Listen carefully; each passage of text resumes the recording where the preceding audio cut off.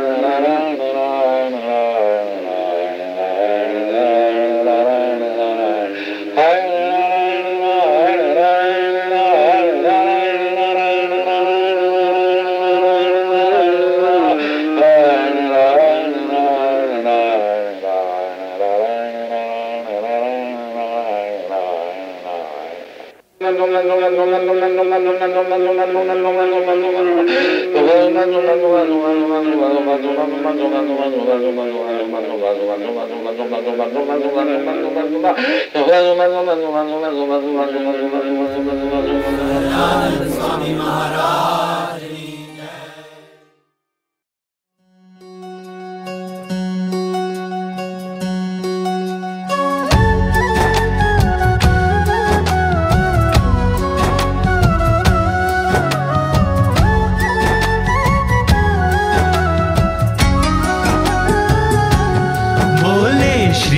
हरि रे सुनिए नर नारी हरिजन, मुझे एक वार्ता रे सबको कहने का है मन।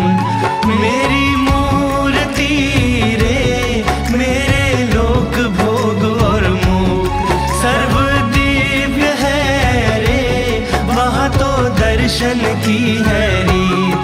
मेरा धाम है जिसका अक्षर अमृत नाम, सर्व सामर्थ्य रे शक्ति गुण से है अभिराम।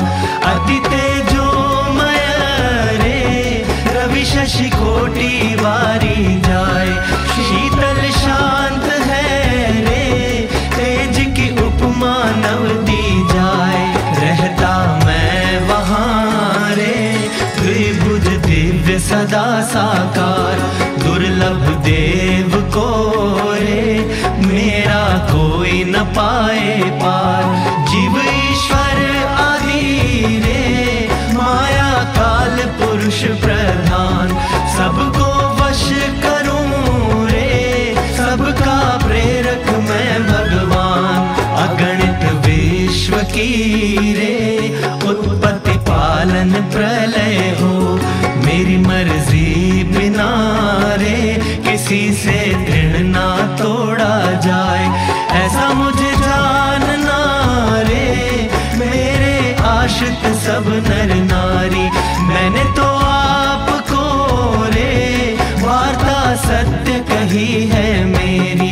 मैं तो आपके लिए रे आया धाम से लेकर देह, प्रेमानंद के रे स्वामी ने बरसाई अमृत में।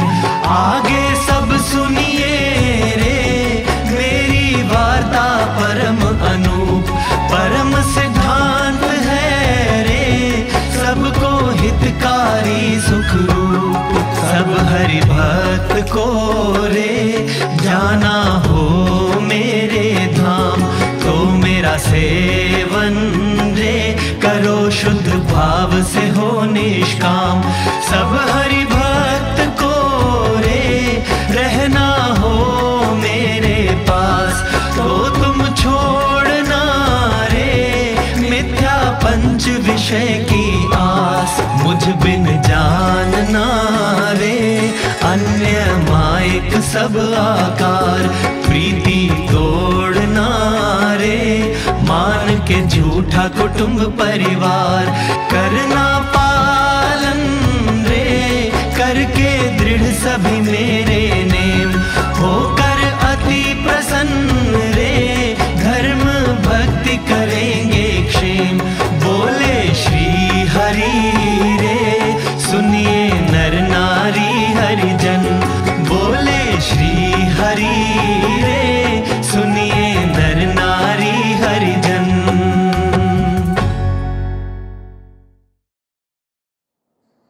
जब कोई नहीं आता ठाकुर जी आते हैं,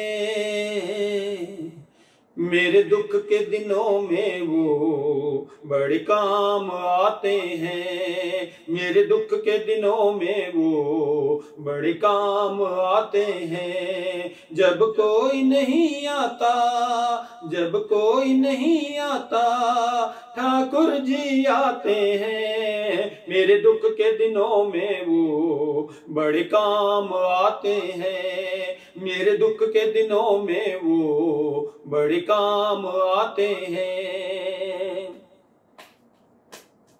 मेरी नैया चलती है पतवार नहीं हिलती, मेरी नैया चलती है पतवार नहीं हिलती, तेरे आने की भगवन झनकार नहीं सुनती, तेरे आने की भगवन झनकार नहीं सुनती। बिन कान सुने बिन देखे सब जान जाते हैं, बिन कान सुने बिन देखे सब जान जाते हैं। मेरे दुख के दिनों में वो बड़े काम आते हैं, मेरे दुख के दिनों में वो बड़े काम आते हैं। जब कोई नहीं आता, जब कोई नहीं आता, ठाकुर जी आते हैं। मेरे दुख के दिनों में वो बड़े काम आते हैं, मेरे दुख के दिनों में वो बड़े काम आते हैं।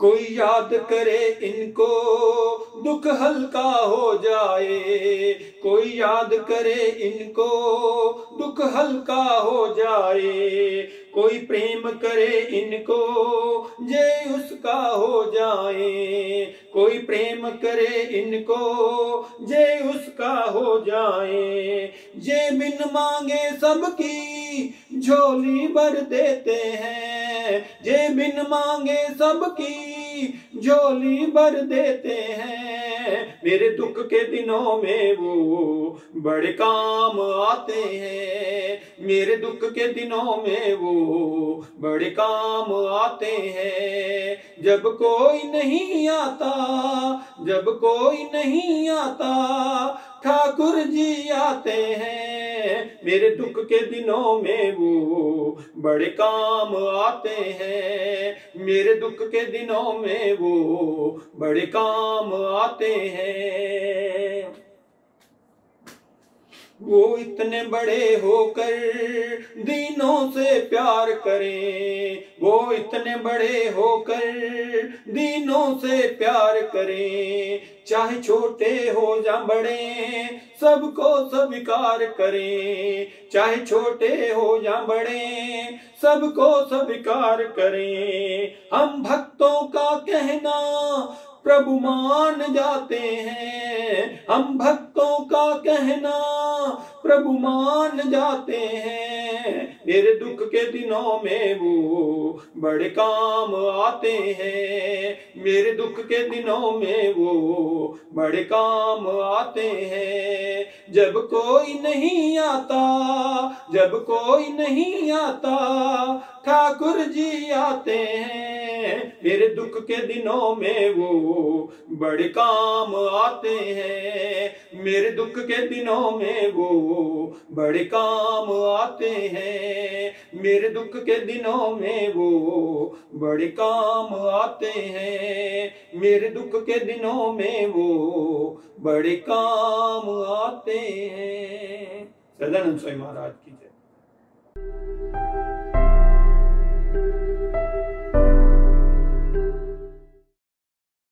सहजानंद स्वामी महाराज की जय।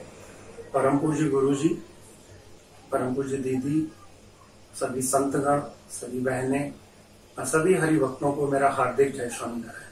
अनुष्ठान शिविर 2020 के बहुत बहुत हार्दिक जय स्वामीनारायण। ये पहली बार ऐसा हो रहा है कि अनुष्ठान शिविर जो है वो टेक्नोलॉजी की हेल्प से हम लोग घर में दर्शन कर पा रहे हैं, सुन पा रहे हैं, उसका लाभ ले पा रहे हैं। वजह सबको पता है बहुत अच्छी तरीके से कि वी आर इन लॉकडाउन, और लॉकडाउन की कंडीशंस को फॉलो करते हुए हम इसको सुन पा रहे हैं। ये अनुष्ठान शिविर मेरे जीवन में काफी महत्वपूर्ण है। I am talking about overall अनुष्ठान शिविर, क्योंकि मेरा मंदिर से एसोसिएशन अनुष्ठान शिविर के ही टाइम पे हुआ है। आज से काफी साल पहले ईयर 2001 में मैं पहली बार मंदिर आया था। इट वॉज 23 मई, और उन दिनों पे ये अनुष्ठान शिविर चल रहा था। सुबह के समय पे धुन होती थी उन दिनों, और मैं पहली बार गुरुजी से मिला था। और मैं किसी काम के लिए ही आया था, क्योंकि मेरा आईटी का काम था। तो मुझे पता लगा था कि कुछ काम करना है, तो मुझे संजीव सब्रवाल जी यहाँ पे मंदिर में लेकर के आए थे। आया तो था मैं अपने काम के लिए, पर धीरे धीरे ऐसा हुआ कि 1-2 दिन के अंदर ही ऐसा लगा कि ये मेरा अपना घर ही है, कुछ तो काम भी करना है और साथ में मुझे सत्संग का लाभ भी लेना है। तो विद इन 2 डेज 23 को मैं पहली बार आया था और 26 को गुरुजी ने मेरे को सुबह करीब 8-9 बजे का टाइम रहा होगा, मेरे को दीक्षा भी दी 26 तारीख को, 26 मई को। वहां से मेरी मंदिर की यात्रा शुरू हुई। सही मायने में अगर हम देखें तो शुरुआत के टाइम पे परिवार जो है उस तरीके से उससे सपोर्टेड नहीं था, बच्चे छोटे थे और मिसेस को कोई ऐसी समझ भी नहीं थी और ऐसा था कि सत्संग में कोई बात अगर नहीं होती है तो जल्दी से समझ में भी नहीं आती। तो एक बार की बड़ी अजीब सी बात है कि मैं मंदिर में आया था किसी काम के लिए, शायद मुझे कुछ सामान देना था मंदिर में स्वामी जी को, और उसके बाद में मुझे जो है ना किसी और जगह जाना था और मेरी मिसेस साथ में थी, ऋचा। तो मैंने उनको बोला, मैंने कहा चलते हैं, थोड़ी देर बैठेंगे और फिर आ जाएंगे और फिर जहां मुझे जाना है मैं वहां चला जाऊंगा और तुम्हें जहां छोड़ना है वहां पे मैं छोड़ दूंगा। तो इस तरीके से कुछ बातचीत। उन्होंने बोला मुझे क्या करना है, वो गेट के बाहर ही वहां पे खड़ी रही। मुझे अंदर कुछ टाइम ज्यादा लग गया और जैसे अंदर जाने के बाद स्वामी से मिलना, गुरुजी से मिलना, तो एक प्रोसेस में टाइम लग जाता है।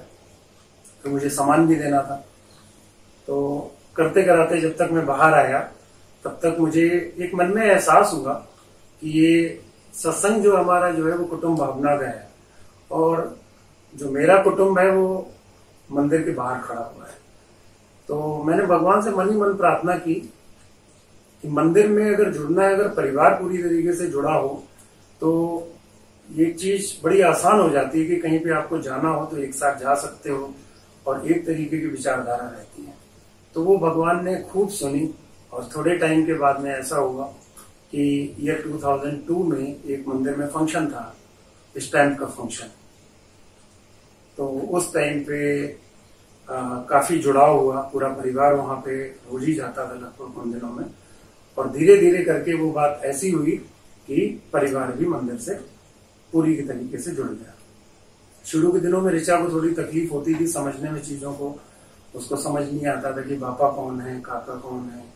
तो मैं फिर जो है ना घर में बिठा करके समझाता था कि पापा ये हैं, काका ये हैं, योगी बापा को ही हम पापा बोलते हैं। इस तरीके से हमारी कुछ बातें घर में सत्संग की फॉर्म में चलती थी। और मेरा जो सत्संग में जुड़ाव था वो एक्चुअली वो कंप्यूटर के काम के लिए जो मैं बैठता था नीचे, तो पुनीत भाई और आशीष, पूजेश्वर स्वामी, तो ये लोग जो मेरे साथ काम के लिए बैठते थे वहीं पे कुछ ना कुछ सत्संग की भी बात होती थी। और धीरे धीरे वो जो सत्संग मैंने मंदिर में सीखा, कि जो चीजें मेरे को पता लगी वो धीरे धीरे मेरी फैमिली में भी आनी शुरू हुई। तो उस टाइम पे मुझे ऐसा लगता था कि कोई ऐसी चीज क्यों नहीं है जिससे कि मुझे ये पता लगे कि परिवार जो है ना ऐसे जुड़ सकता है। लेकिन मुझे नहीं मालूम था कि काका जी की जो है बहुत बड़ी कृपा है, बहुत बड़ी मेहरबानी है कि उन्होंने तो पूरे के पूरे परिवार को ही जोड़ना था सत्संग में। और आज अगर हम देखें तो ये हमारी YDHD की वेबसाइट पे लिखा हुआ है कि काका जी की मेहरबानी है कि दिल्ली के सत्संग के पूरे फैमिली जो है वो मंदिर से जुड़े हुए हैं। तो उस टाइम पे तो मेरे को बात वो समझ नहीं आई, लेकिन अगर ये काका जी के आशीर्वाद नहीं थे तो ये गुरु जी ने लिखवाया क्यों? तो ये बात तो पहले से ही थी, लेकिन मुझे पता नहीं था, वो मेरी अपनी कमी थी या मैं उस चीज को समझ नहीं पाया। लेकिन मेरे मन में एक बचपन से विश्वास था कि कोई भी चीज अगर नहीं है तो उसको भगवान कभी न कभी पूरा जरूर करेंगे। और ये मेरे को बचपन से संस्कार मेरी दादी से मिला था। वो हमेशा कहती थी कि जो चीज आज नहीं हो पा रही किसी वजह से, या तुम्हें लग रहा है कि ऐसा नहीं हो पा रहा, तो समझो उसके पीछे भगवान ही कुछ न कुछ कर रहे हैं। तो वो चीजें धीरे धीरे आकर के मेरी मंदिर में भी बहुत क्लियर हुई। और मैंने गुरु जी से भी कई बार सुना है कि गुरु जी भी बार बार बोलते हैं कि भगवान अच्छा ही करेंगे, धुन करो, भजन करो। तो मंदिर से जुड़ने के मेरे कई सारे अनुभव भी हैं। उनमें से मैं एक दो चीजों को मैं खास रूप से कहना चाहूंगा कि एक तो अवेलेबिलिटी ऑफ गुरु जी। मंदिर में आप कभी भी जाओ, गुरु जी हमेशा आपको अवेलेबल मिलेंगे। नो मैटर कि आपका प्रॉब्लम क्या है, क्या आप डिस्कस करना चाहते हो, घर का मैटर है या कोई और परेशानी है, but he is always available. Generally आप देखो कि बाहर जगत में हमारे मंदिरों से जुड़ाव हो या किसी और से जुड़ाव हो, तो साधारण रूप से अगर आपको कोई बात करनी है तो इस तरीके से कोई बात करने को आपको मिलता नहीं है, और मिलता भी है तो आपको सही राय नहीं मिलती है। तो गुरु जी के पास जाने में आपको ये है कि कभी ऐसा फील नहीं होगा कि आपको कोई मन में किसी तरीके का संशय रहे कि मेरे को पता नहीं क्या जवाब मिलेगा, और सामने से भी आपसे कई चीजें पूछेंगे और आपको उस चीज का समाधान मिल जाएगा। एक बात मैं और कहना चाहता हूं कि जब मंदिर की हम बात करते हैं तो how we are different to others. हमारे को जैसे गुरुजी ने अभी लॉकडाउन में दीदी ने फोन किया, जय स्वामी नारायण हुई, हालचाल मिला। अगर हम बाहर की बात करें तो ऐसा बाहर कहीं पे पॉसिबल नहीं है। जनरली आप देखोगे तो लोग बाहर की दुनिया के एक डिफरेंट तरीके से ही बिहेव करते हैं, बट ये सत्संग एक तरीके का परिवार को ही लेकर के चलने वाला है कि लॉकडाउन में जरूर गुरुजी अंदर हैं, हम लोग नहीं मिल सकते हैं, पर उनका सामने से एक फोन आया और सब पूरे हालचाल पूछे। फिर दीदी ने भी वैसे ही रिपीट किया और वो पूरे सत्संग के लोगों के लिए हुआ। तो ये अपने आप में बड़ी अनूठी सी बात है। इसके बाद मैं एक चीज और कहना चाहूंगा कि मेरे मन में एक चीज हमेशा रहती थी ऐसी कि काका जी और गुरुजी, तो कई बार लोग बोलते थे कि गुरुजी ही काका स्वरूप है, तो मेरे मन में ये रहता था कि ऐसा कैसे हो सकता है। तो पर इससे कोई मेरे को तकलीफ नहीं थी, पर ये मन में कभी कभी सवाल आता था, क्योंकि ज्यादातर लोग जो है ना, जो हरिभक्त थे, वो बहुत बार ऐसी चीज बोलते थे कि काका जी ने ये किया, काका जी ने वो किया।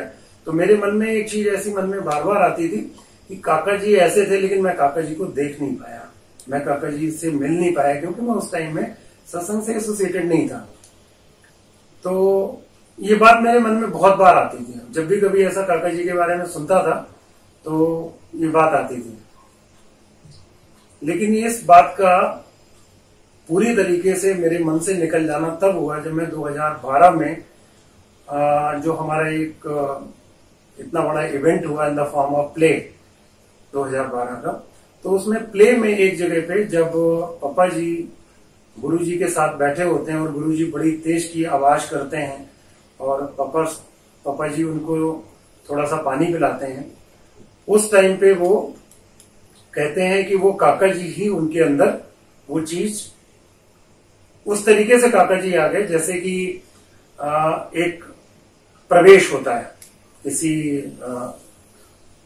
आत्मा का कह लो या फिर कोई और चीज जो भी कह लो, पर मेरा कहने का मतलब ये है कि उस दिन मैंने जब वो चीज देखी, उस दिन के बाद से वो चीज मेरे मन से हमेशा के लिए ऐसे निकल गई। आज तक मेरे मन में ख्याल नहीं आया, आज 8 साल हो गए हैं उस बात को, कभी भी मन में ये ख्याल नहीं आया कि काका जी है या नहीं है, या गुरुजी काका जी है या नहीं है।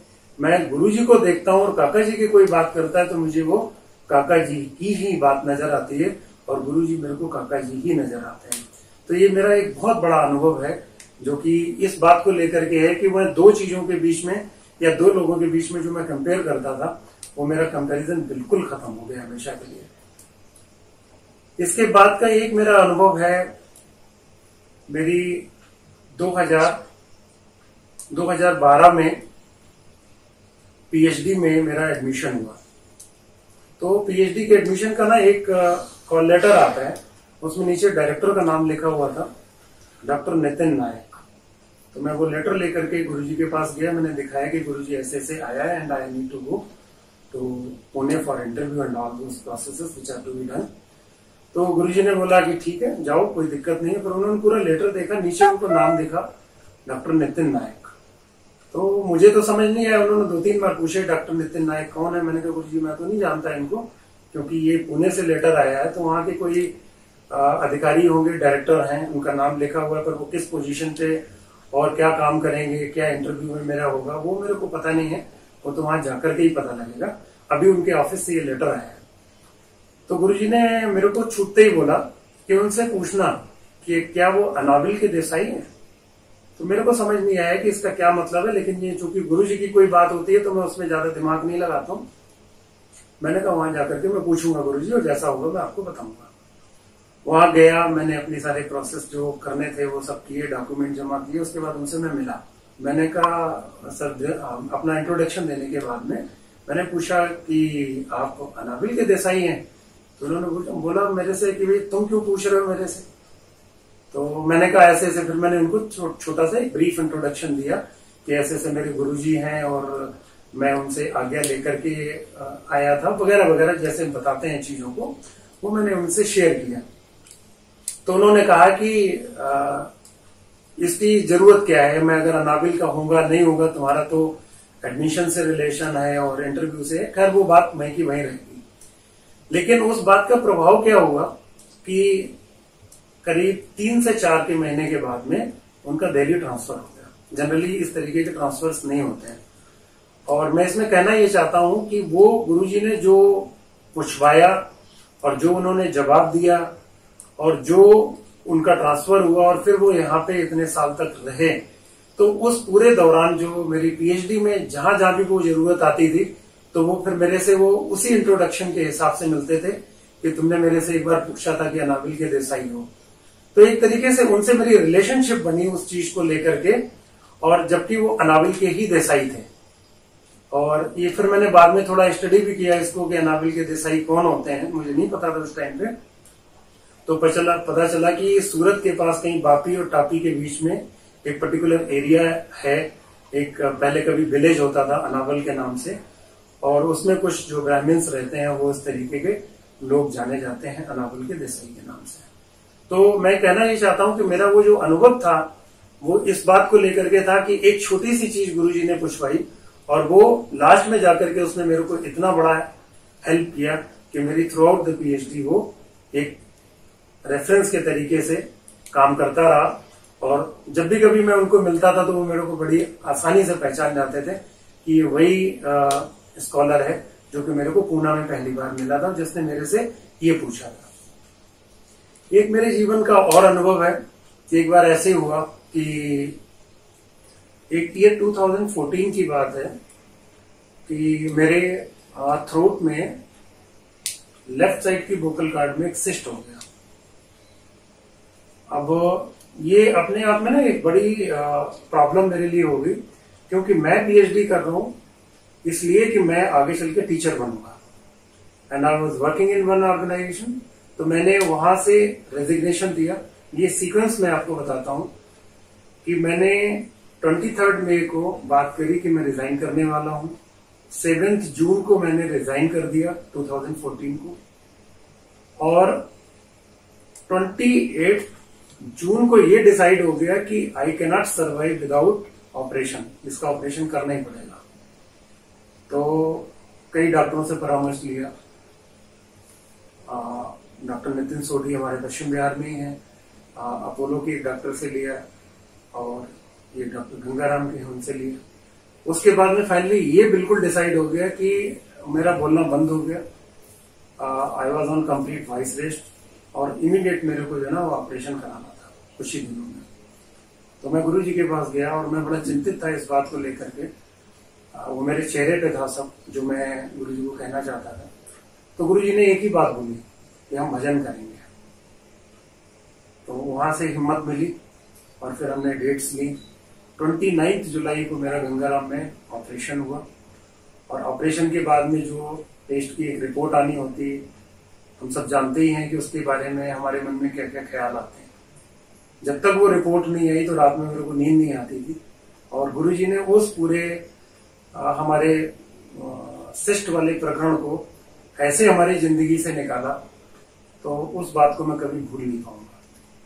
मेरे जीवन का एक ऐसा अनुभव है कि जब मैं उसको याद करता हूं तो मुझे लगता है कि इससे बचाने का काम सिर्फ और सिर्फ गुरुजी और दीदी ने किया है। क्योंकि दीदी के पास भी जब हम लोग जाते थे मिलने के लिए तो वो यही कहती थी गुरुजी बैठे हुए हैं, वो हमारी रक्षा करेंगे। इसी दरमियान मेरे मन में कई ख्याल आने शुरू हो गए कि मैं पीएचडी कर रहा हूँ, क्योंकि डॉक्टरों ने बोल दिया कि will be on complete voice rest, आप बोल नहीं पाओगे, बात नहीं कर पाओगे। और टीचिंग एक ऐसा प्रोफेशन है कि जिसमें कि आपको बोलना ही है, पूरे दिन बोलना है। किसी दिन तो सुबह से लेकर शाम तक अगर आपने 4-5 लेक्चर भी करने हैं, कोई और आपकी गैदरिंग्स हैं, किसी भी तरीके का आपका काम है तो आपको बोलना ही है पूरे दिन। तो मेरे मन में ये बार बार आता था कि अब हम करें तो करें क्या। तो एक दिन मैं मदुरई में था, उन दिनों मैं ट्रैवलिंग ही मेरी ज्यादातर रहती थी।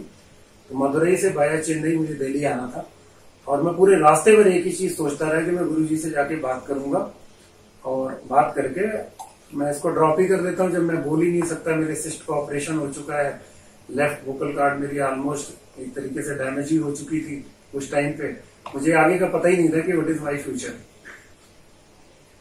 तो मैं रात में पहुंचा दिल्ली और अगले दिन जो है मैं करीब 10-11 बजे के बीच में मंदिर पहुंचा। तो मैं मंदिर में जैसे ही मैं स्टेयर से ऊपर आगे बढ़ रहा था, एंट्रेंस साइड से जो 4-5 सीढ़ियां हैं अंदर की तरफ से, तो वहां पे सूरज स्वामी खड़े हुए थे। तो देखते ही मेरे को बोले, और डॉक्टर साहब क्या हाल है?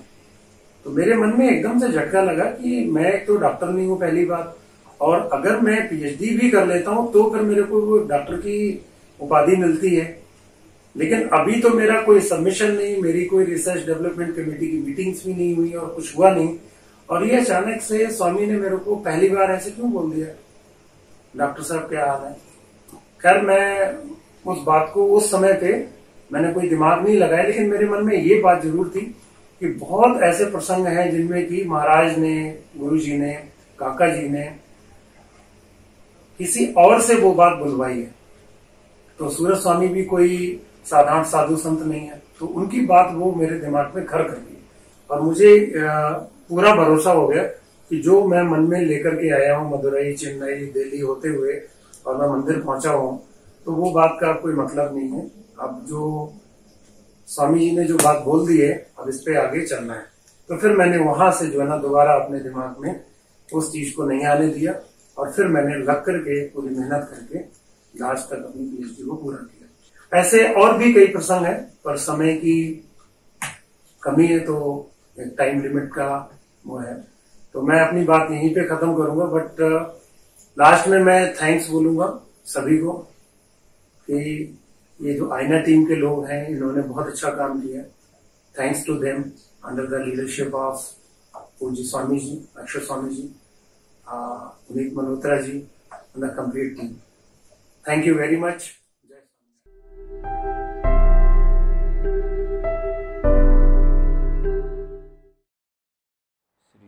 सद्गुणशालिनं जिदजिनी व्याप्तं च दिव्याकृतिं जीवे साक्षरमुक्तकोटिसुखदं नैकावताराधिपम् ज्ञेयं श्रीपुरुषोत्तमं मुनिवरैर्वेदादिकीर्त्यं विभुं तन्मूलाक्षरयुक्तमेव सहजानन्दं च वन्दे सदा। जेनीअमृतवाणितो वैरयी साक्षात् महिमारूपे जेनीमं स्थिति अहोलिन करे सुभव्य अक्षरपदे शरणागत निज अल्प जीव सहुनाश्रेयार्थे तत्पर रहे काका स्नेहल सिंधु दिव्य विभुने हयू तो वंदन करे। बोलो सहजान स्वामी महाराज जय, अक्षर पुरुषोत्तम महाराज जय, ब्रह्म स्वरूप शास्त्री जी महाराज की जय, ब्रह्म स्वरूप योगी जी महाराज की जय, गुरु हरि काका जी महाराज की जय, गुरु हरि पप्पा जी महाराज की जय, प्रगट ब्रह्म स्वरूप हरि प्रसाद स्वामी महाराज की, ब्रह्म स्वरूप अक्षर बिहारी स्वामी महाराज की जय, ब्रह्म स्वरूप प्रमुख स्वामी महाराज की जय, प्रगट ब्रह्म स्वरूप महंत स्वामी महाराज की, संत भगवंत साहेब जी महाराज की जय, प्रगट ब्रह्म स्वरूप गुरु जी महाराज की जय, प्रगट ब्रह्म स्वरूप दिनकर स्वामी महाराज की जय, सभी गुणातीत स्वरूपों की जय जय जय। गुणातीत कुण सकल ना भव्य गढ़वैया वही रही स्खलित मंगल कृपाधारा। शक्ति प्रेरणा ने सर्व कहीं देजे, कि तारा स्वप्न सृष्टि पात्र बनी रही है। महोबतनु अमूल्य मूल्य कुर्बानी, अभीप्सा चरण रजमालिन थवानी। काकाए अमर रहो, हृदयाकाशे सदा रहो। स्नेहल सिंधु गुणातीत विभो,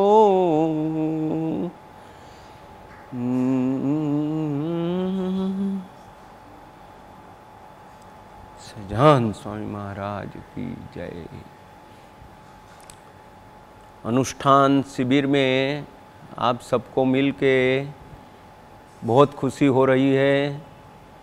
गुरुजी हर साल ये 1 महीने का अनुष्ठान शिविर का कार्यक्रम रखते हैं। ये 2020 की अनुष्ठान शिविर में जब भी गुरुजी का प्रागट्य दिन मार्च में मनाने वाले थे, तभी हम लोग नहीं आ पाए। तभी डिसाइड किया था कि हम ये अनुष्ठान शिविर में ज़रूर लाभ लेंगे, मगर मेरा लॉकडाउन बहुत लंबा चला और ये अनुष्ठान शिविर लॉकडाउन में ही आ गई।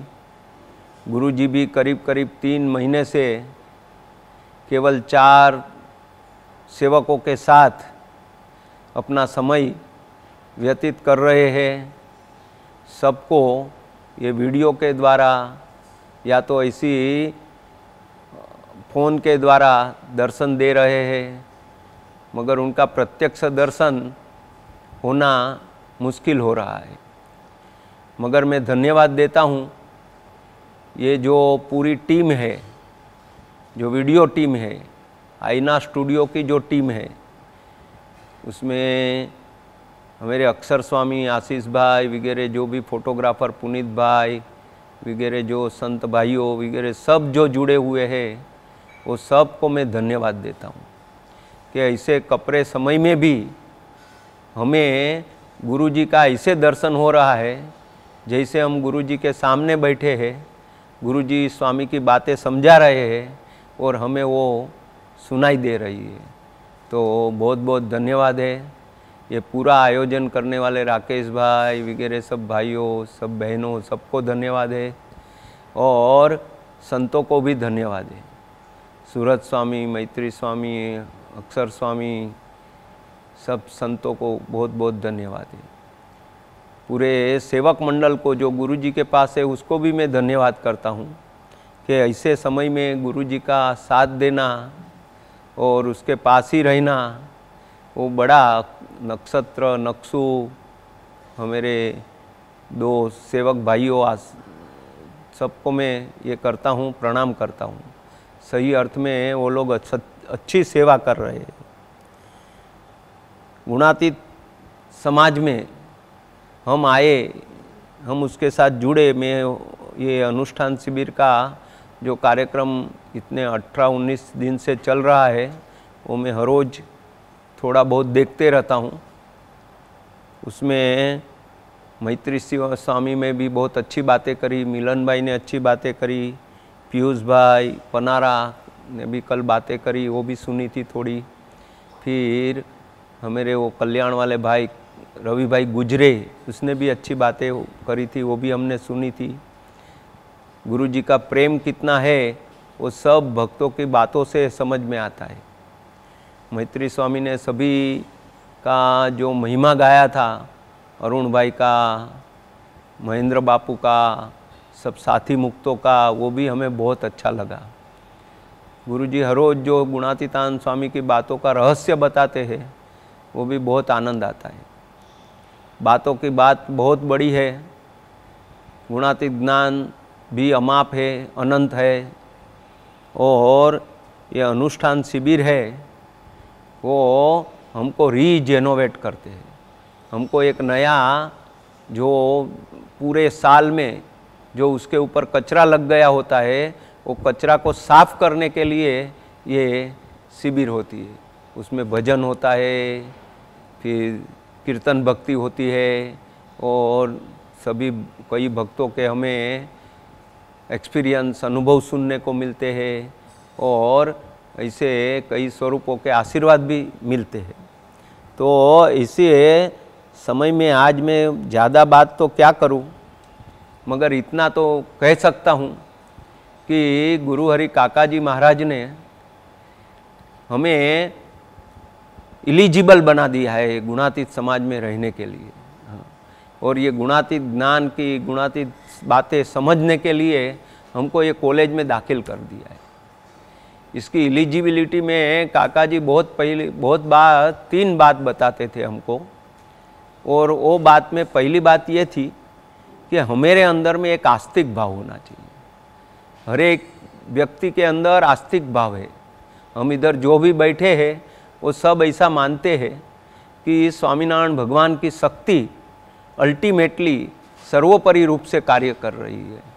तो वो जो शक्ति काम कर रही है उसको हम एक्सेप्ट करते हैं। भगवान कहाँ है ऐसा कहने वाले, वो कुछ नहीं कर रहे हैं ऐसा कहने वाले, वो सब नास्तिक भाव है। कर जैसा कर्म करोगे वैसा पाओगे ऐसा कहने वाले भी नास्तिक है। मगर भगवान सर्व करता है, उनकी मर्जी के हिसाब से सब चलता है, ऐसा जो कहना वो आस्तिक भाव है।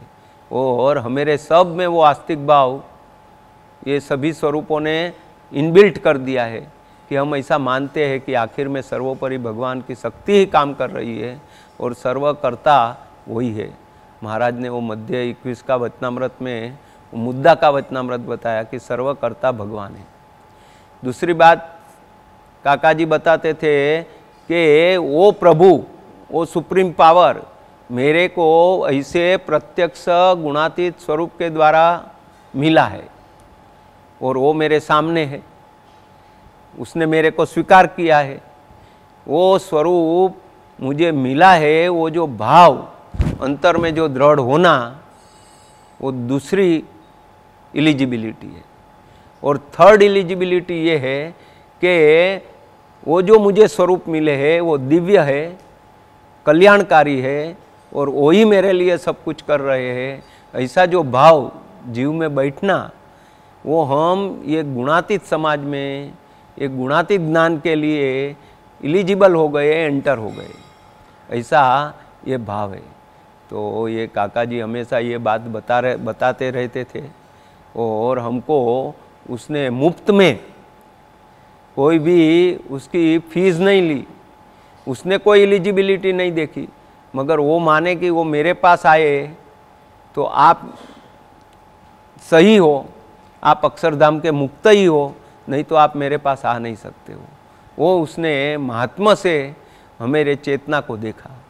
तो हम आज जो भी ये इधर बैठे हुए हैं, सुन रहे हैं, हम सब ऐसे गुरु जी के साथ, ऐसे प्रत्यक्ष स्वरूप के साथ जुड़े हुए हैं। इसलिए हम बहुत भाग्यशाली है। और इससे भी बड़ा भाग्य ये है कि वो गुणातीत संत ने, वो स्वरूप ने हमें स्वीकार किया है कि आप मेरे हो। ऐसे मेरे हो गया तो सब काम हो गया। गुणातीतानंद स्वामी के टाइम में भी एक संत को, एक भक्त को कुछ प्रॉब्लम था, तो उसको गोपाल स्वामी के किसने बताया कि भाई आप गुणातीत के पांव पकड़ लेना, और गुणातीत के पांव पकड़ोगे और गुणातीत बोलेंगे कौन, तो आपको बोलने का मैं आपका, ओ तुम मेरा, तो तुम्हारा काम हो जाएगा। तो इसी तरह से गुणातीत के प्रति, गुणातीत संत के प्रति जो हमको मैं आपका हूँ, ऐसा भाव हो गया, वो सबसे बड़ा हमारा भाग्य है। और वो भी इतने दयालु है कि वो बोलते हैं ठीक है आप मेरे हो। और ऐसे जो आपको हमें मानने में आ जाता है वही हमारा सबसे बड़ा अचीवमेंट है। और बाद में सारी साधना हम मानते हैं, हम भजन करते हैं, हम सेवा करते हैं, हम सबके साथ हिल मिल के रहते हैं, हम ऐसा करते हैं, ये सब हमारी एक गलत फहमी है। मगर ये सब कराने वाले वो गुणातीत संत है और वो हमसे ऐसा सब कराते हैं। तो हम ऐसे गुणातीत संतों के सानिध्य में है, तो हमें अभी करना क्या? सबसे बड़ा प्रश्न ये है कि प्रभु मैं क्या करूं? हम आपका हो गया, तो बस वो संत जो बोले वो करो, उसका वचन के हिसाब से जियो, वो करना है। और वचन के हिसाब से जिएंगे उसमें बहुत प्रॉब्लम आएगा। गुणातीतानंद स्वामी के पास बाल मुकुंदास स्वामी थे, और वो बाल मुकुंदास स्वामी गुणातीतानंद स्वामी के पास आए, साधु बना, और गुणातीतानंद स्वामी और गोपालानंद स्वामी बैठे थे, उधर जाके दंडवत किया। गोपालानंद स्वामी ऐसे अच्छे दो साधु थे, वो दोनों सरीखे एज के थे, पार्षदी दीक्षा में थे, भगत की दीक्षा में थे। वो जाके गोपालानंद स्वामी ने जब भी देखा, उसने दंडवत किया, तो तुरंत ही गोपालानंद स्वामी ने उसके ऊपर अपनी लकड़ी अड़ाई और लकड़ी टच की, और उनको बोला कि ये दोनों तो सत्संग का पूरा सुकान संभाले, ऐसे साधु है, ऐसे साधु बनेंगे। और ऐसा आशीर्वाद दिया। क्या किया? गुणातीतानंद स्वामी बैठे थे, गोपालानंद स्वामी बैठे थे, और उनके आगे विनय किया, विवेक किया, उनको दंडवत किया। गोपालानंद स्वामी की दृष्टि पड़ गई, आशीर्वाद मिल गए। और बाद में आगे जाके वो जब भी गोपालानंद स्वामी ने बाद में वापस उसको देखा, वो संत को, बाल मुकुंदास स्वामी का हाथ देखा, तो गोपालानंद स्वामी एकदम स्तब्ध हो गए। बोलते इनका आयुष्य तो अभी इसके बाद में 18 महीना ही है, और मैंने तो इसको पूरा सत्संग सुकान संभालने का आशीर्वाद दिया। तो गुणातीतानंद स्वामी ने बोला अभी आपने आशीर्वाद दिया तो अभी आप उसको आयुष्य भी देंगे। और तभी गोपालानंद स्वामी ने बोला जाओ मैं उसको 85 इयर्स तक का आयुष्य देता हूँ। ऐसा करके उनको आयुष्य दिया, और वापस उसको किया क्या? विनय, हाथ जोड़ के उसके पास दंडवत किया, प्रार्थना किया। तो गोपालानंद स्वामी का बिना मूल्य में आशीर्वाद मिल गया। तो हमें ऐसे गुणातीत स्वरूपों के पास ऐसे विनय से झुक के आशीर्वाद लेना है। वो आशीर्वाद उसको ऑटोमेटिक हो जाएगा। हे बापा आशीर्वाद दो, आशीर्वाद दो, ऐसे आशीर्वाद नहीं मिलते, हमारे हृदय से आशीर्वाद हो जाता है। तो ये बाल मुकुंदास स्वामी बाद में उसको 1 साल के बाद उसको दीक्षा दी गई, बाल मुकुंदास नाम दिया गया। बाद में गुणातीतानंद स्वामी के पास आए, गुणातीतानंद स्वामी ने उसको बोला कि अभी संस्कृत पढ़ो अचिंत्यानंद स्वामी के पास। तो उसने ये नहीं बोला मेरे से नहीं होगा, मेरे को ये नहीं करना है।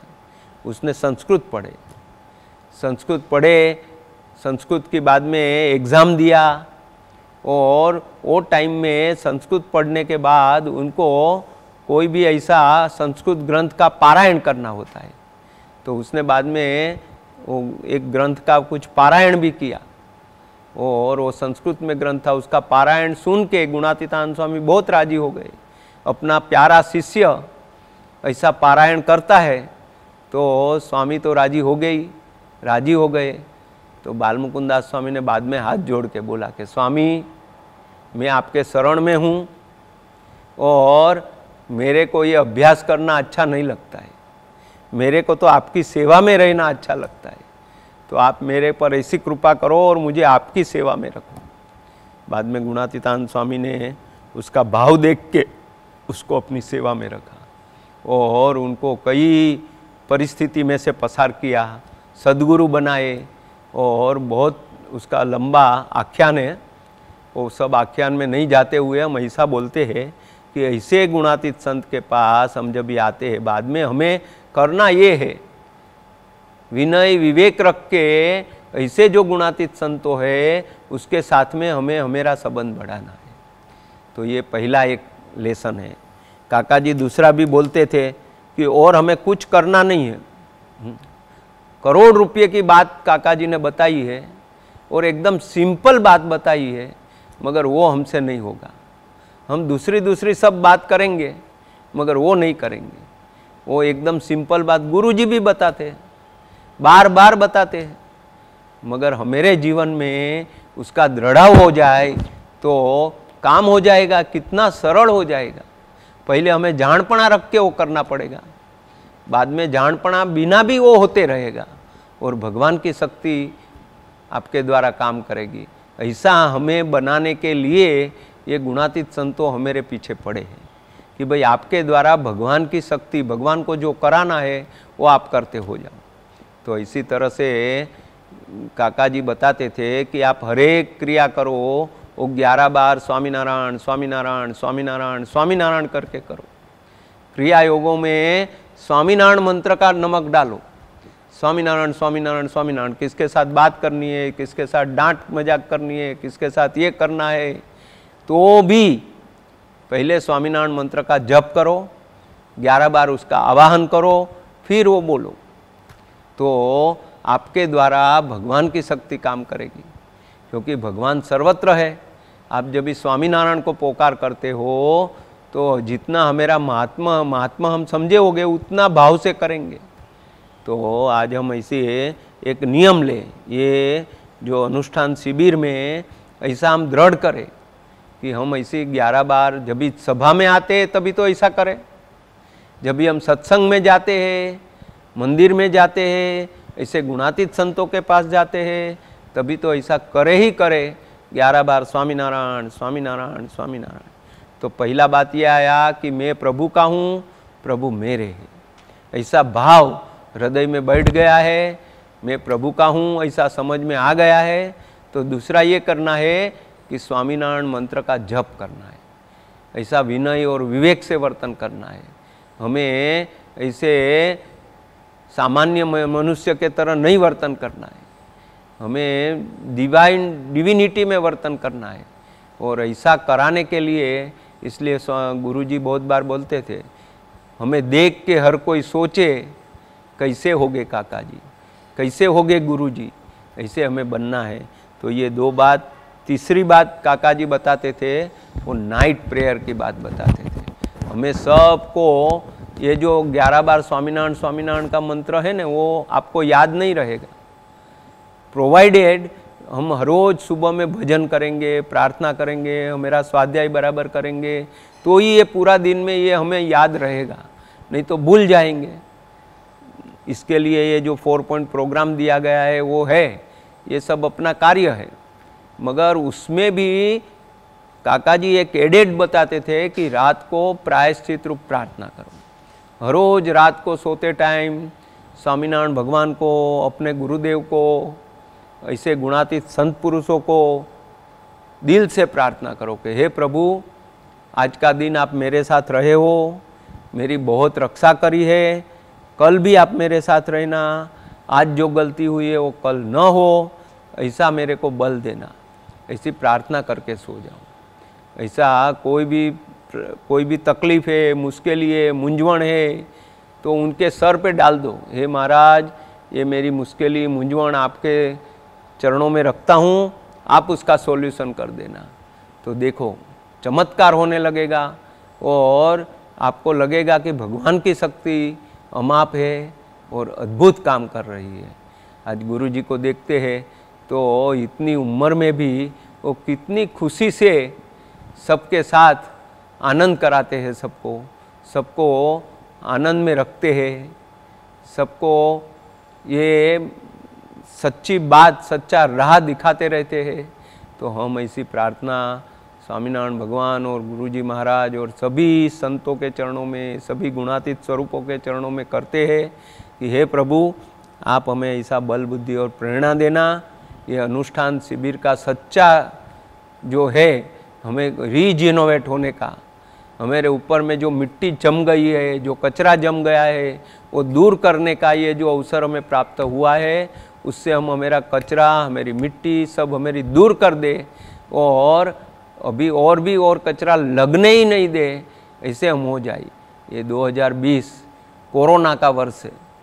कोरोना ने पूरे दुनिया को अपने उसमें ले लिया है, अपने अंडर में ले लिया है, अपने कंट्रोल में ले लिया है। सब कोरोना से डर रहे हैं, मगर हम भगवान के हैं।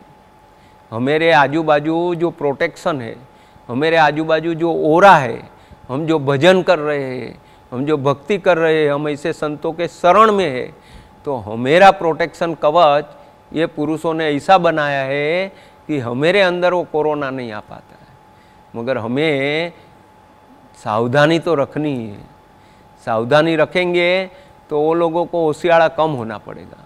तो हम सावधानी से वर्ते, सावधानी रख के ये सब कार्य करें। गुरुजी इतने होते हुए भी उसको ऐसे 4 भक्तों के साथ रहते हैं, 4 सेवकों के साथ रहते हैं, उनको कितना होता होगा।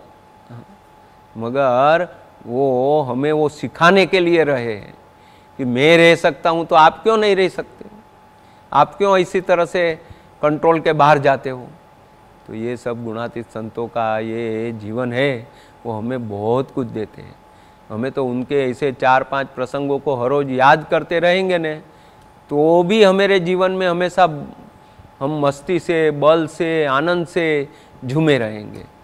तो हमेशा ये उत्साह, उमंग, आनंद हमेरा हमेशा बना रहे। हम कोई भक्तों को कोरोना का डर रखने का ज़रूरत नहीं है। भगवान हमारे साथ है, हमारी रक्षा में है और वही हमारे पूरा प्रोटेक्शन कर रहे हैं। तो हम खाली ये गुणातीत संत जो बोलते हैं उसकी आज्ञा में रहे, वो जो कहे ऐसा करे, यही प्रार्थना सभी गुणातीत संतों के चरणों में अंतर से प्रणाम सह। जय स्वामीनारायण। सभी बहनों को भी जय स्वामीनारायण। दीदी का ऑपरेशन अच्छी तरह से हो जाए, वो एकदम स्वस्थ जल्दी जल्दी हो जाए और सभी तरह से हमें बहुत लंबे समय तक हमें ऐसा सबको आनंद देते रहे, सबको बल देते रहे, यही प्रार्थना। सहजानंद स्वामी महाराज की जय।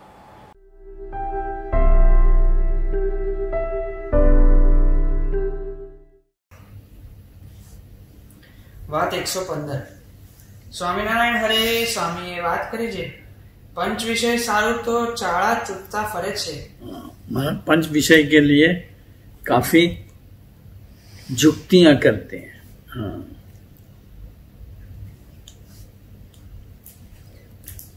माटे एमा शू उसमें कुछ माल नहीं है, आखिर दुख आने वाला है। ये तो पशु ने पण छे, पशु भी करते हैं।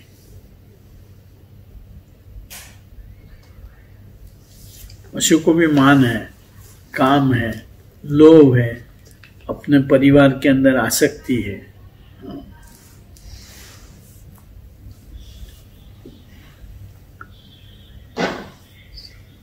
मानનું ડીંડું થઈને ફેરા ખાય છે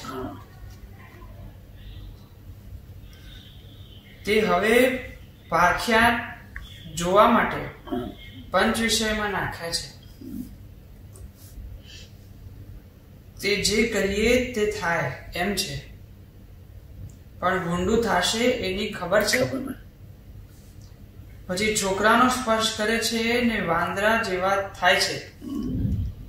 छोटे छोटे लड़कों को स्पर्श का सुख उससे लेते हैं, लेकिन बंदर की तरह है वो। માટે આજ્ઞા મુખ્ય રાખવી। इसलिए आज्ञा रखनी कि भाई कहते हैं 2 फुट से ज्यादा नजदीक रहना ही नहीं, नहीं तो कोरोना करवाएगा, हम नहीं मानेंगे तो।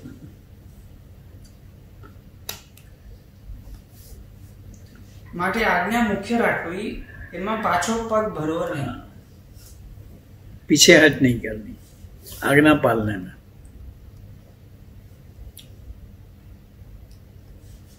જેને ખપ હોય તેને સારું આ વાત છે.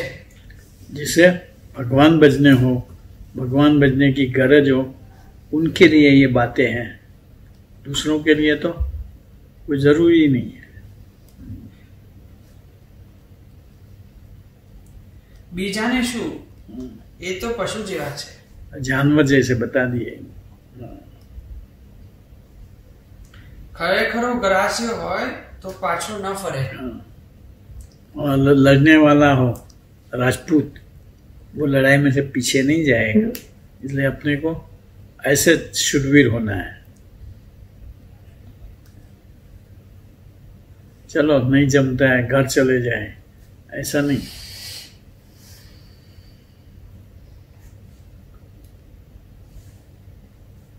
ખરેખરો ગ્રાસ્ય હોય તો પાછો ન ફરે. તે ખાડા ખસે પણ હાડા ન હટે. ભાગતા ભલકું વાગશે રે એમાં શ્યો માલ. સામા ઘા લે તે ખરો. વાત 116. સ્વામિનારાયણ હરે સ્વામી વાત કરી છે. ભજન કરવું તે રાતમાં ઉઠી ઉઠીને મંડે ત્યારે સાચું. चस चस सो रहे हैं ऐसे नहीं होता है. उठ उठ के भजन करें.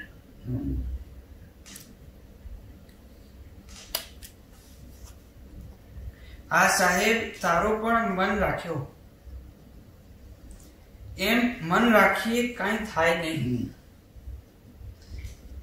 એ તો ઠીક. વાહ વાહ. અરે કેટલાક તો લઘુ કરવા જાય तो आंख खोले नहीं कि शो माल वयो जैसे आवशे. કેટલાક તો લઘુ કરવા જાય તે પૂરી આંખ પણ ઉગાડે નહીં. उगाड़े नहीं के रखे ऊँग जती रहसे. જાણે રખે ઊંઘ ઉડી જશે ને માલ વહી वही જાય. जासे. ને આખી રાત ચસ ચસાવે. चस चसा चस चस सोया रहे. उठावे तब भी उठे नहीं. ને દિવસે તો ગપોડામાંથી નવરાજ नवराज ना था. दिन में गप्पे ठोकने में से बाहर नहीं आवे.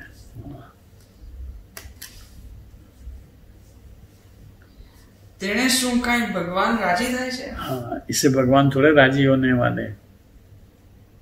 वो तो दिन में फ्री होवे तो सेवा में लग पड़े, कुछ शास्त्र पठन करने में लग पड़े.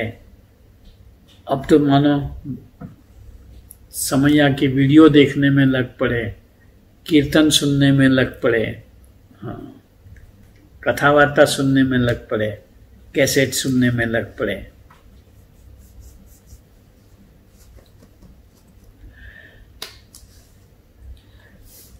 ને જાણે મોટા થઈ ગયા પણ અમરીશ જેવું એ ક્યાં થવાનું છે? अम्बरीश राजा जैसे मेन अम्बरीश राजा को भगवान की ताकत रक्षा में थी. हाँ, सुदर्शन चक्र पाछा चला गया, वापस चला गया.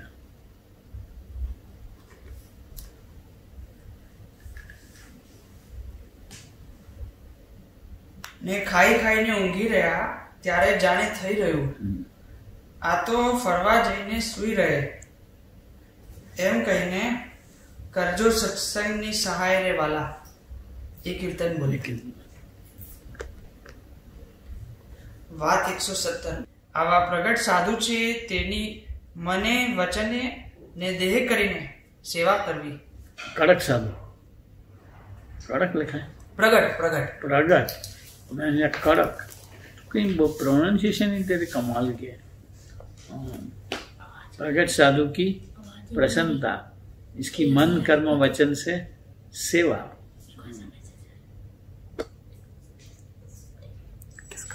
આવા પ્રગટ સાધુ છે તેની મને વચને ને દેહ કરીને સેવા કરવી કે વિનય કરવો. विनय करो. એ તો નહીં. ये तो नहीं, ये तो करते ही नहीं, ऊपर से उसकी बुराई करते रहते हैं. પણ ચાર ભેળા થઈને કહે આ આવો છે ને આ આવો છે, એમાં શું પાક્યું?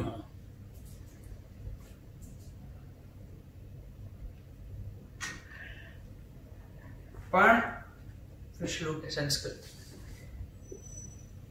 એ ક્યાં પડે છે?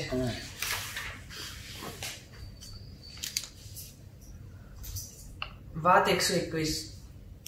સ્વામિનારાયણ હરે સ્વામીએ વાત કરી છે, મોરે ઝાઝા માણસ મંદિરમાં નહીં એટલે હું બાજરો જેટલો કહે તેટલો ઘોડા સારું આપવા ગયો. हाँ, मंदिर में ज्यादा सेवक नहीं थे, इसलिए स्वामी ने उठा के और किसी को काम में से कहाँ हटावे, खुद बाजा देने गए घोड़े के साथ. तो उसकी भी चर्चा हुई कि कितने लोभी हैं, कोई ज्यादा ना दे देवे, इसलिए खुद लिमिटेड देने के लिए उठे.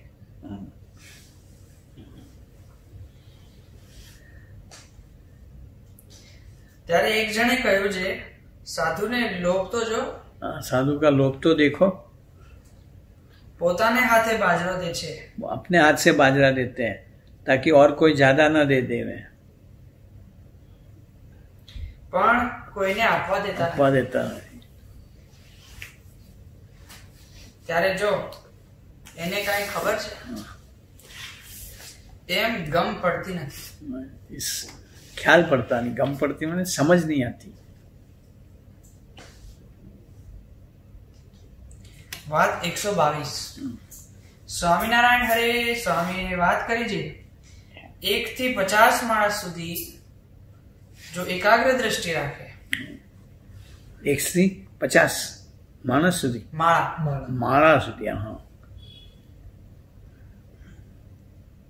1 થી 50 માળા સુધી जो एकाग्र दृष्टि रखे, एक चित्र क्या, अब तो 2 माला तक नहीं रहती होगी देखना, 2 माला फिर हमें इतने में तो कहाँ से कहाँ, 2 माला पूरी हो गई तो सोचे कि हम कहाँ थे और कहाँ आके बैठ गए.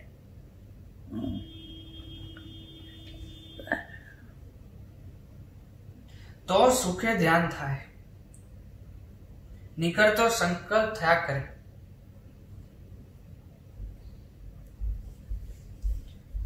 વાત 124. સ્વામિનારાયણ હરે સ્વામીએ વાત કરી છે, મહારાજ કહે વહાણના લાકડા કેટલાક તો લીધા છે. ये लाकड़ा मतलब कई मुक्तों को साथ में लिए हैं, कई लोक में से. हाँ, કેટલાક તો લીધા છે, કેટલાક ध्यान में लिए हैं, ये ले जाने हैं. ને કેટલાક ઘડાય છે, કેટલાક घड़ाई है, और जो लिए है उसकी मरम्मत होती है, रंदा लग रहा है उनको, नक्शी काम हो रहा है उसके ऊपर. हाँ, कहीं तो फिटिंग के लिए तैयार पड़े हैं. ને કેટલાક વાહન તૈયાર થયા છે. हाँ, કેટલાક वाहन तैयार भी हो गए. 100 करोड़ भरनी है ना.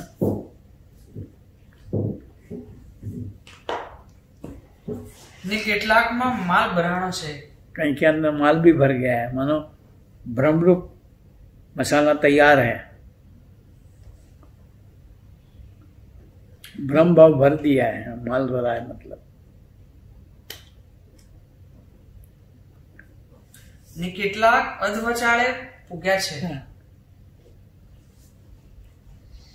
ને કેટલાક તો પાર ઉતર્યા છે. કેટલાક પાર પડ ગયા. ભગતજી મહારાજ, જાગા સ્વામી હતા. એમ આપણા સત્સંગમાં માણસનું છે.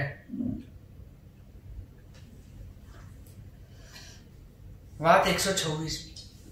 સ્વામિનારાયણ હરે સ્વામીએ વાત કરી છે, આવા સાધુને કોઈ મનુષ્ય કે દેવ જેવા ન જાણો. મેં પહેલા બી વાત કરી, આ વાત વંચાય એટલે બાપા કહેતા जानवर જેવા જાણવા, ભગવાન જેવા જાણવા, મનુષ્ય और देव भी नहीं. हाँ, આ તો મહા મોટા છે, મહા મોટા ભગવાન જેવા છે. માટે સમાગમ કરવો, समागम, इनकी संगत में रहना, इनकी आज्ञा पालना. એ વાત રહી જશે તો પછી શું કામ આવશે? अगर ये अभी नहीं करेंगे बाद में क्या करेंगे? अभी जब मौका है कर लेना. ઘોડિયું મંદિરના રોટલા ખાઈને પણ આનો જોગ કરી લેવો. घोड़ियों मतलब घोड़ियों नहीं, भले ठीक है. मंदिर के रोटी खाने भी, खा करके भी, भले हम और कुछ हम दे नहीं पाए, वो खा के भी ये समागम कर लेना. हाँ, ઘણોય બાજરો છે. मंदिर में काफी अनाज है. अगर तुम्हें घर की चिंता हो तो तुम्हारे घर पे भी हम भेज देंगे. हाँ,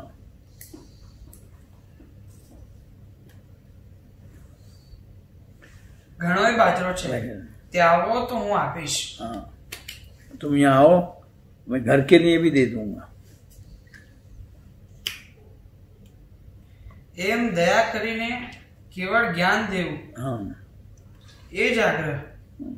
दया है स्वामी की अतिशय दया थी कि भाई तुम्हें घर की झंझट हो, घर का मैं कर दूंगा, लेकिन तुम यहाँ रह के समागम करो.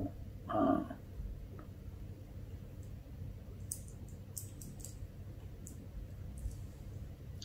ને વળી બોલ્યા છે, તમે સાકરની રસોઈ દેશો તેમાં શું? तुम मतलब मिठाई की रसोई दोगे, हाँ, लाडू वगैरह, उससे क्या? बोले इतना पैसा खर्च करके यहाँ कथा सुनी हो तो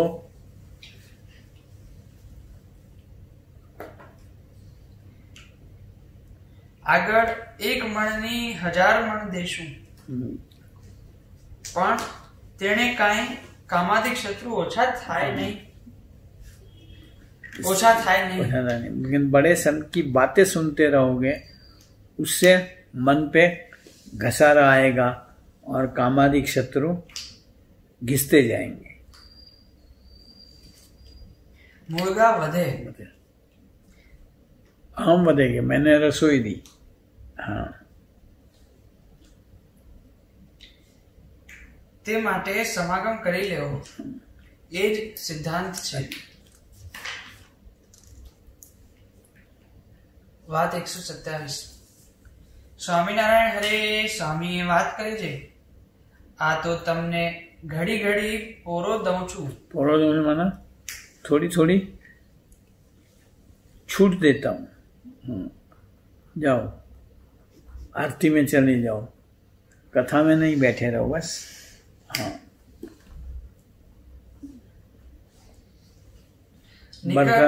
बर्तन की सेवा में चले जाओ. ऐसे अलग अलग क्रियाओं में जोड़ देता हूँ. निकर રાત ને દી એમને એમ કથા વાર્તા કર્યા કરવું. मैं तो ऐसा हूँ क्या, स्वामी कहते हैं, तो मुझे कोई फर्क नहीं पड़ता. मैं रात दिन लगातार तुम्हें कथा करता रहूं, बातें करता रहूं. પણ બીજાને મૂંઝવણ પડે. वहां तुम लोग परेशान हो जाओगे, घुटन महसूस होगी, हाँ, थकान लग जाएगी. તે સારું, ઘડીક ભક્તિ, ઘડીક કીર્તન, घड़ी कीर्तन, કથા વાર્તા, कथा वार्ता, ધ્યાન, ध्यान, એ બધું बदलता बदलता करता हूँ. એ બધું ફરતું કરવું, તેથી મૂંઝવણ થાય નહીં. વાત 128. સ્વામિનારાયણ હરે, સ્વામીએ વાત કરી છે, સ્તુતિ નિંદાના વચનામૃત લોયા 17. એમાં કહ્યું છે જે જેને ભગવાનનું મહાત્મ્ય સમજાણું હોય, महात्मा भगवान का भक्तों का सहित महिमा, वो भगवान का महात्म, भगवान के संबंध वाले मुक्तों के साथ जो महिमा, वो भगवान का महात्म. जैसे मैंने काका जी बताते, गाय का महात्म क्या, उसका बछेरा. हाँ, बंध्या गाय हो, बछड़ा ना हो, गाय का कोई महात्म नहीं. हाँ,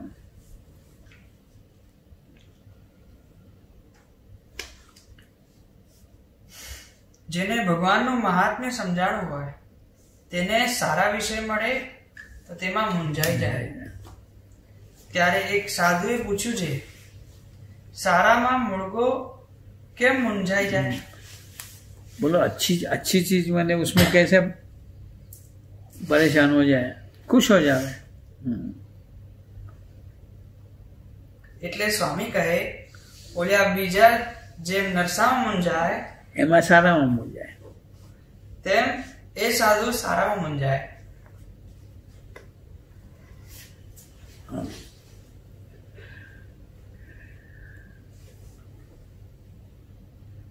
કેમ જે એને આગળથી જ રાખ જેવું કરી મૂક્યું હોય। आगे से ही जानता है कि आखिर तो इसकी भी जल के राखी होने वाली है, खाकी होने वाला है। પછી શું કઠણ પડે ને અમારે આટલું આસન નહોતું રાખવું। बोलो हमें ये आसन नहीं रखना था, लेकिन अब अवस्था भी हुई और सभी ने कहा, इसलिए मैंने ये एक गुदड़ी रखी है कि પણ સાધુએ કહ્યું એટલે રાખ્યું। हाँ,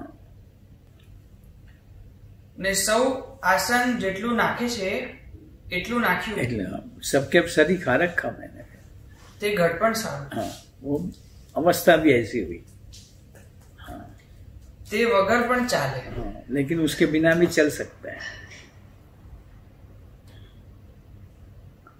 ધરતી જેવું તો સુખ જ નહીં। जमीन पे सोने जैसा कोई सुख नहीं।